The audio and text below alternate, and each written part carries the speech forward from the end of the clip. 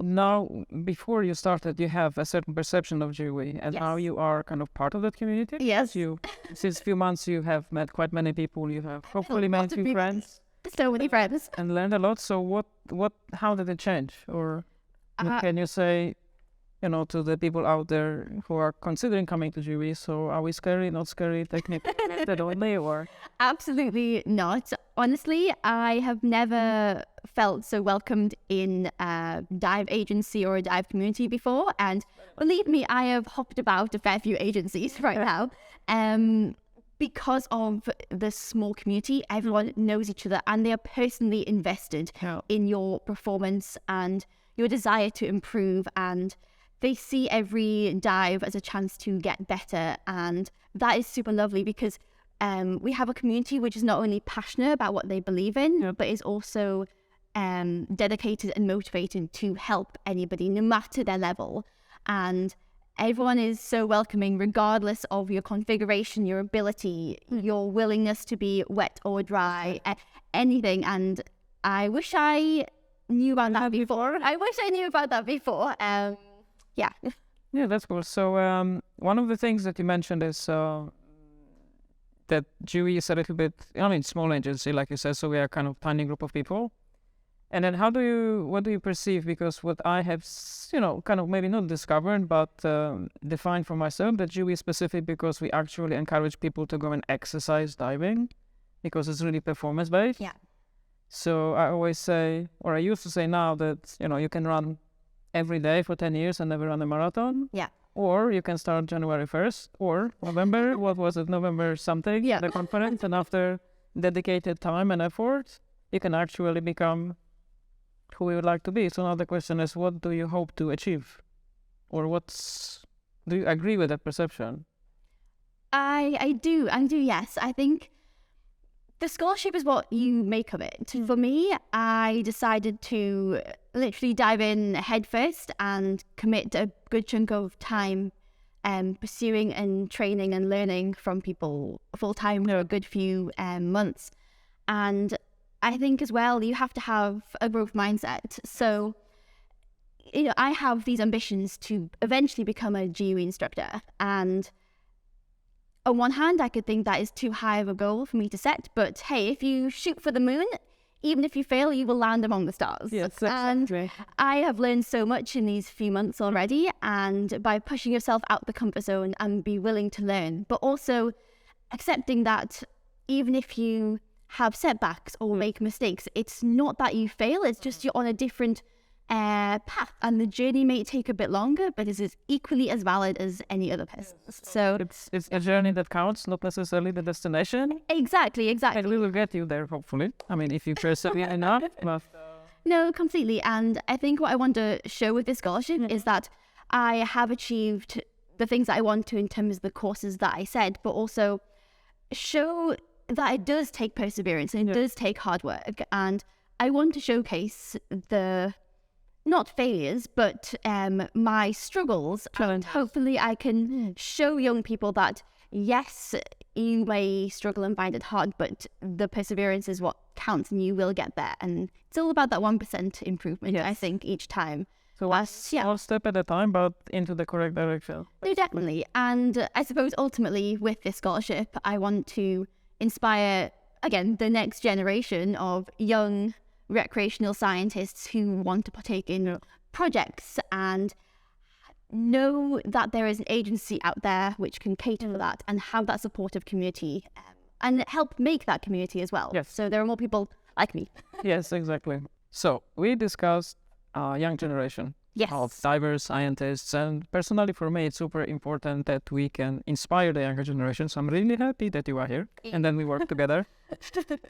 Because without encouraging the next generation of explorers, of project divers, our legacy as GUE is kind of not maybe there. So we need to kind of not push, but we need to encourage the younger generation to actually strive and then try hard. So let's talk about the idea that we have, that we developed here, which we call Next-Generation Legacy Project? Yes, NextGen Legacy, yes. So can you tell us, what is it?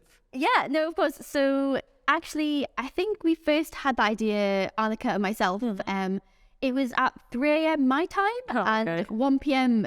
her time in New Zealand, and it was when I was waiting. Time to have great ideas. Of course, like all the best ideas. I was waiting. Yeah, I was waiting in the airport to come to Dubai.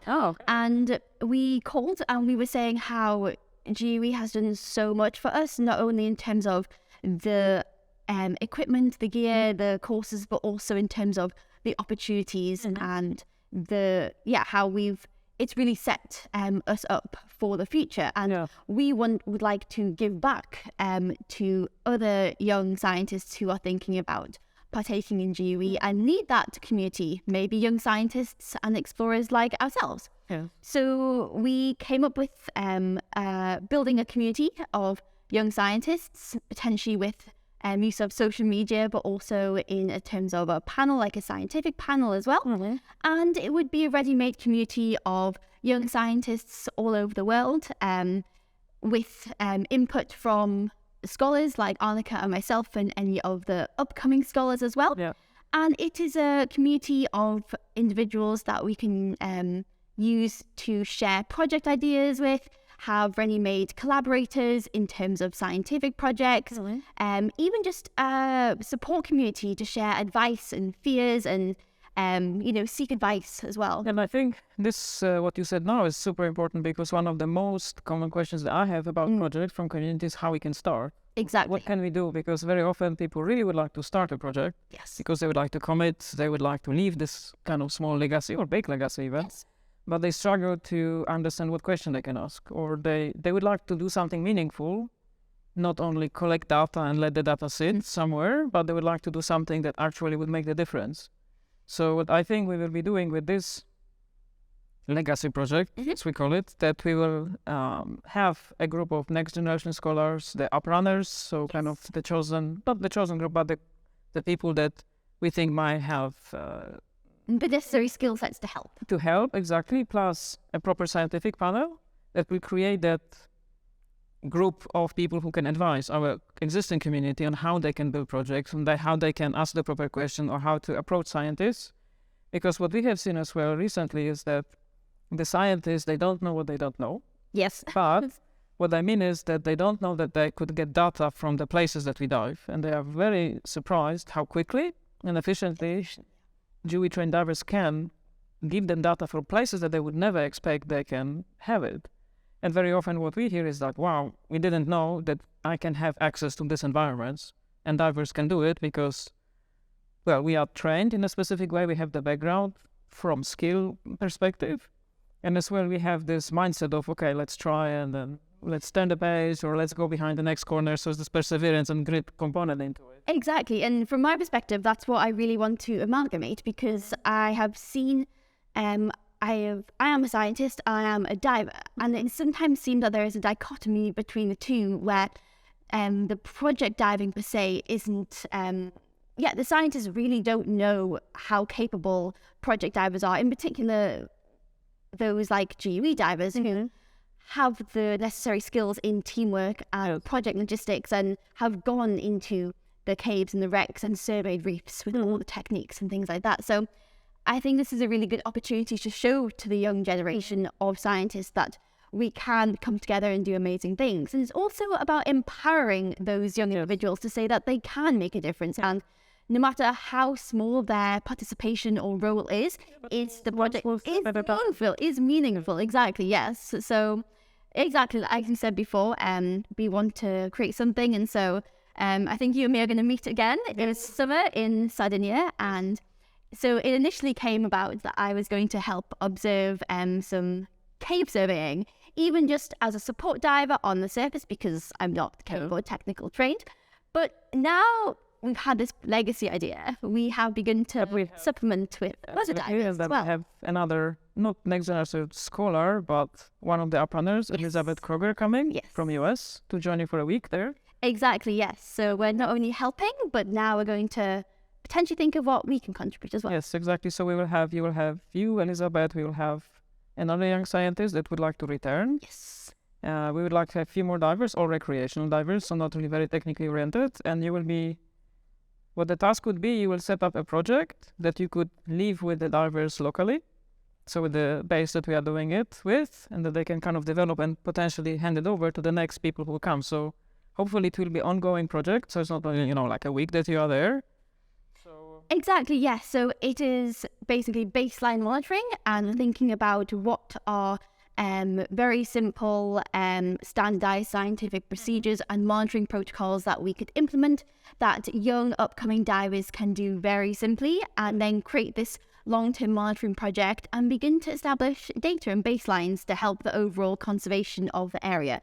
And eventually, as it goes on, put into management practices. So I think it'll be very exciting for us to get together. We've already been having multiple calls, and so in that week as well, we'll be not only helping but also developing protocols, going out, doing some basic survey dives, because hopefully by that point we will have all done our scientific dive engineering courses, and let's hopefully instigate a lasting project, which will definitely be a legacy as well. Now we have a project in Sardinia that you will be running or establishing and helping the divers to kind of build. You are on the 4th month. I am. Time has flown. Especially the last 30 days, I think, here, kind of flew very quickly. So what, you have still 8 months to go? Yes. Quite some plans, travels around? Yep, so I finish on the 25th anniversary of the conference. That's a very nice handover, and I hope we will have another scholar by that time. Yes. So what would be your message at that stage of your scholarship to the next person who maybe is out there thinking about applying? I mean, it's very simple, but I would say no matter how much of a doubt you have about applying, honestly do, because never underestimate the power of simply trying, because you don't know what could happen. I almost didn't apply because I thought I was never going to get it, but if I actually did it, I would have never known.